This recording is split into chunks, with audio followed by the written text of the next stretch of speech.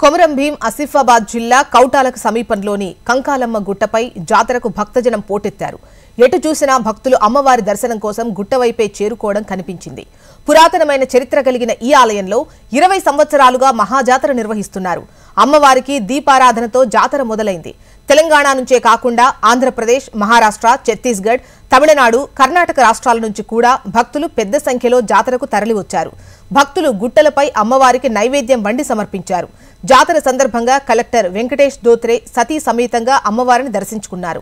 వేల సంఖ్యలో వచ్చిన భక్తుల కొరకు ఆలయ కమిటీ ఆధ్వర్యంలో మహా అన్నదాన కార్యక్రమాన్ని నిర్వహించారు. భక్తులకు ఎలాంటి అసౌకర్యాలు కలగకుండా అన్ని ఏర్పాట్లు చేశారు.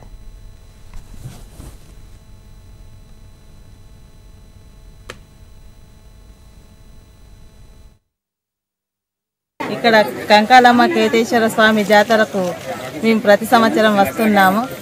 ఇది స్వయంభూగా వెలిసిన దేవాలయం. దీనికి ఇంకా అభివృద్ధి చేసి ఇప్పటి వరకు అయింది, అభివృద్ధి జరిగింది. ఇంకా అభివృద్ధి చెందాలని మా ప్రభుత్వానికి కోరుకుంటున్నాం. దీన్ని ప్రజల్లోకి ఇంకా తీసుకురావాలని కోరుకుంటున్నాం. గత 25 సంవత్సరాల నుండి వస్తున్నాము. ప్రతి సంవత్సరము కార్తీక పౌర్ణమి అయిపోయినాక అమావాస్య రోజు ఈ జాతర జరుగుతుంది. ఇది మా కులదైవము కాబట్టి ప్రతి ఒక్క మేదరులు ఈ జాతరలో పాల్పంచుకుంటారు. దీన్ని విజయవంతంగా జరిపించినందుకు ఆలయ కమిటీకి నాకు కృతజ్ఞతలు.